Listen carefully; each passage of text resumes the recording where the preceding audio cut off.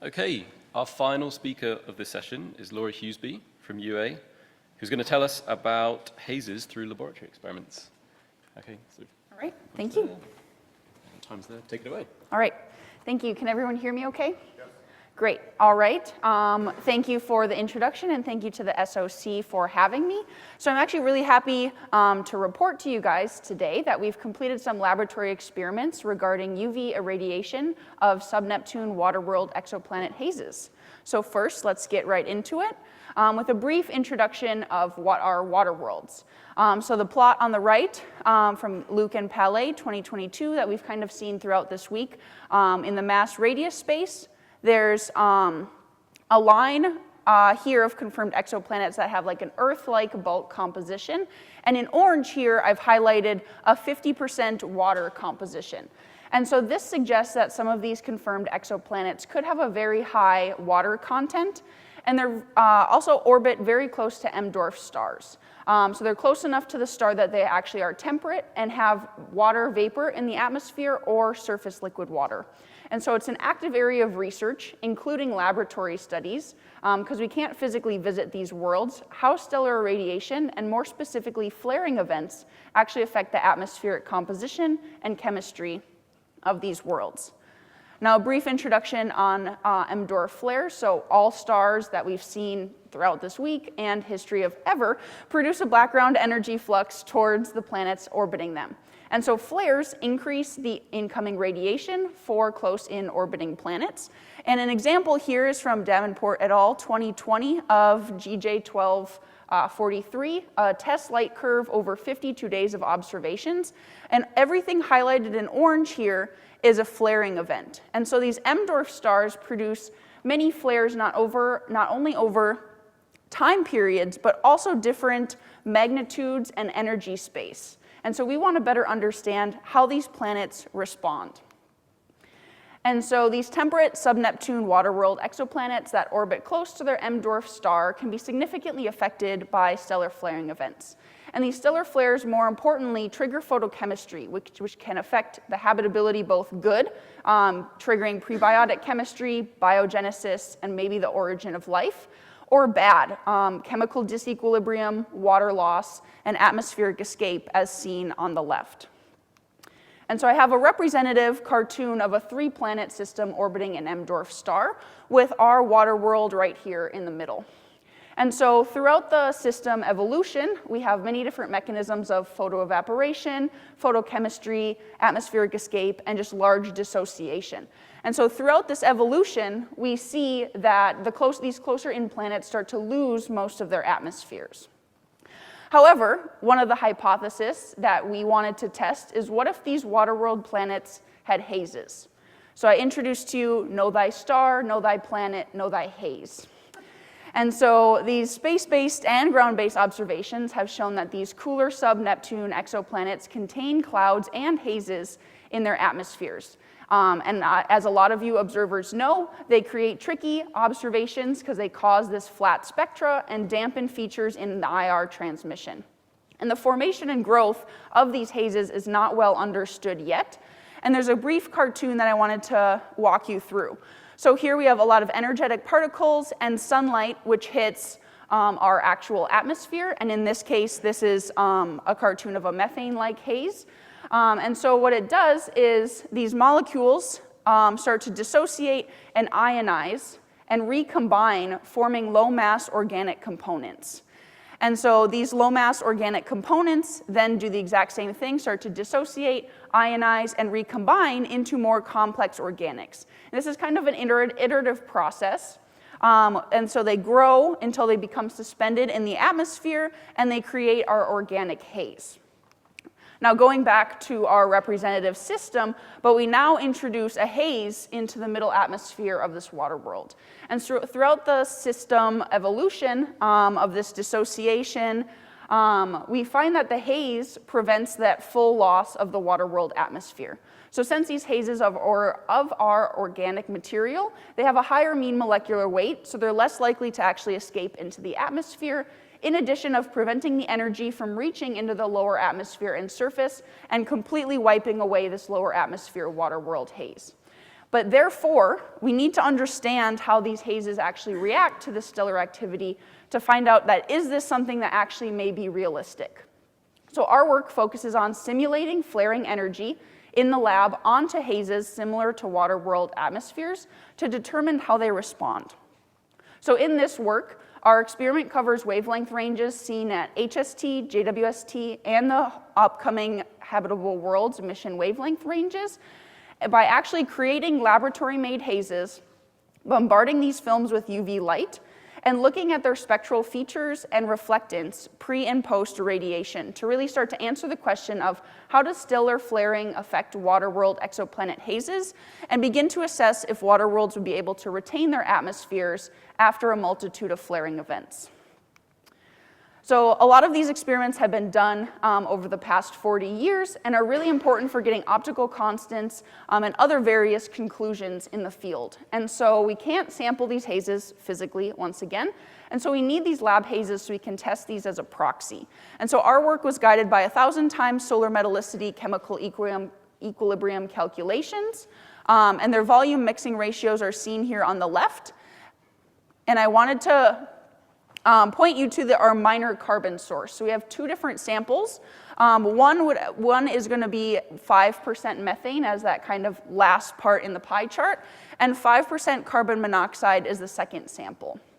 So then we pump these gases into the phaser chamber at Johns Hopkins University and expose these gases to AC plasma, which is also analogous to just high energy electrons in the high atmosphere. And so after the exposure for 72 hours, we got these composite images of our samples. And so we note that just by eye, and I'll kind of come back to this a little later in the presentation, we see that the 5% methane sample is slightly darker than our 5% carbon monoxide sample. And that's going to be important moving forward. So after these hazes are produced, they're deposited onto thin discs, and we get pre-irradiation measurements of reflectance and transmittance. And here's where the UV bombardment happens. So half of our sample is bombarded with UV light through a 350 nanometer filter. We then rotate the filter so there's no irradiation overlap and bombard the other half with light through a 228 nanometer filter. And so the reason for these two filters is that there's a higher and lower flare energy for just purposes of higher and lower energy flares. And so flares vary, as we've seen, over different energies and time periods. And the most active M-dwarf stars produce dozens of flares per day, along with higher energy super flares. And so the flares on these planets can last from tens of minutes to a multitude of hours. And so therefore we chose 10 hours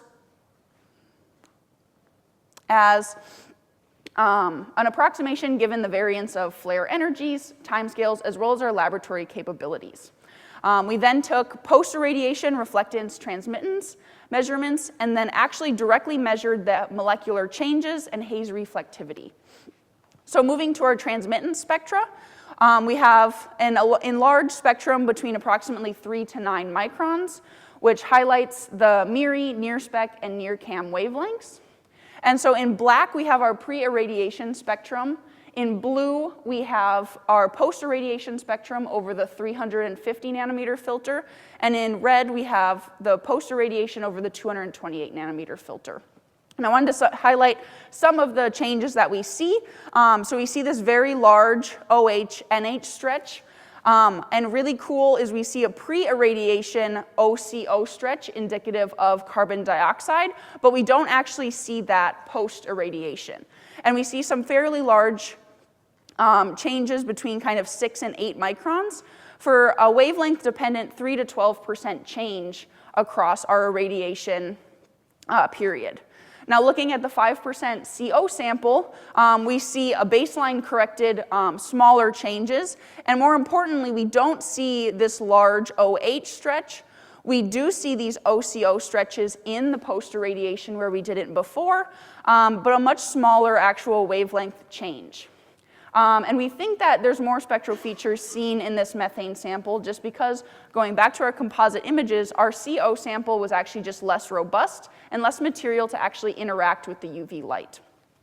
Now moving into reflectance, we see much larger percent changes, between 30% here-ish, and between 220% between 4 and 6 microns, and about 7 and 8 microns.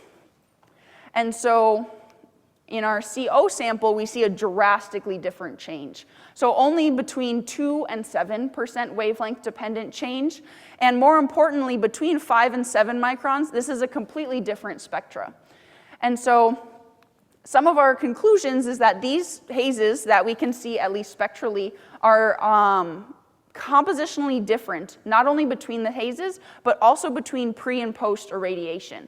And so this has really key implications, as different haze compositions will behave differently, affecting the photochemistry and optical properties, and subsequently affects the observed transmission spectra of these worlds. We now look into the UV wavelength ranges in reflectance that we took every 1.5 hours, actually during the irradiation period. So first I wanted to just show you, this is reflectance taken at 0.51 microns over our experimental time. And so for the methane sample, over the 350 nanometer filter, we see an actual measured decrease in reflectance from 10.6% to 7.9%, meaning that our sample actually became less reflective over our irradiation process, leading to an increase in transmission.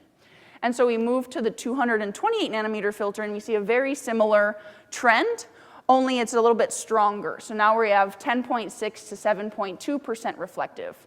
So this means that, kind of big picture, our higher energy flare made the haze slightly less reflective than in comparison to the lower energy flare. So now we see all of these changes in the methane sample, but what about carbon monoxide? And so we actually see no detectable changes during the irradiation process in our reflectance for our CO sample. So in blue is the 350 nanometer filter, and in purple is our 228 nanometer filter. And so we have kind of two working hypotheses for this, meaning that because the film might have been too thin initially to see any observed change, or potentially this carbon monoxide sample was more resistant to UV bombardment or just had different material properties. So kind of getting back to where we started, we have generated water world hazes, bombarded them with UV light, and saw compositional changes pre and post irradiation. And we find that for our methane sample, the reflectance actually decreases over time. And more broadly, these results suggest that stellar flaring may affect the overall thickness of the haze present. And there's a huge population of exoplanets, and we're finding more and more every day. And therefore, we need to do more of this for more different compositions. And so some of the future work for this will be obtaining the optical properties of the haze and actually turning them into a forward model transition spectra to see if this would be actually observable with JWST, especially as we see hazier worlds coming from JWST. Thank you for your time, and I'm more than happy to take any questions.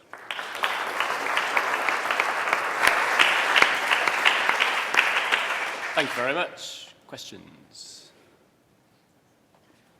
Yeah, let's go here and then we'll go over here.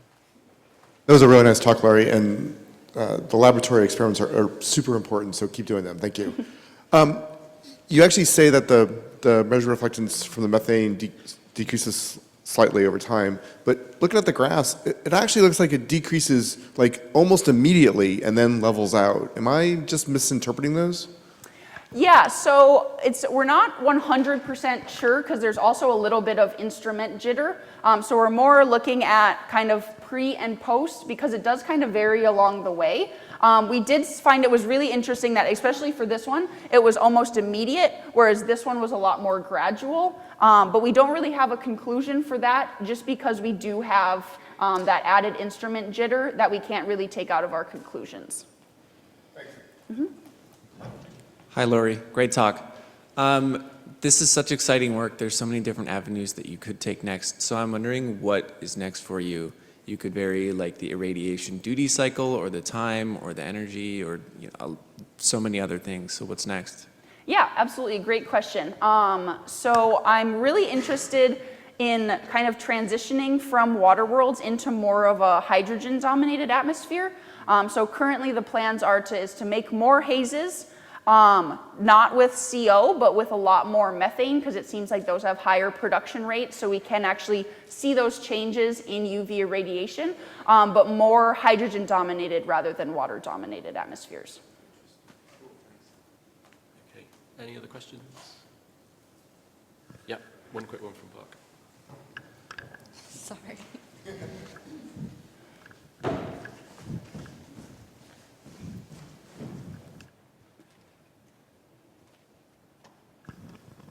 Very nice talk. I also think the laboratory work for astrophysics is awesome. I'll try to make this one pretty quick. I am curious about the wavelength ranges, indoor flares. They emit a lot down to like 100 nanometers, and I'm curious if there's like a laboratory limitation there, or if you are interested in going down to shorter wavelengths if you can.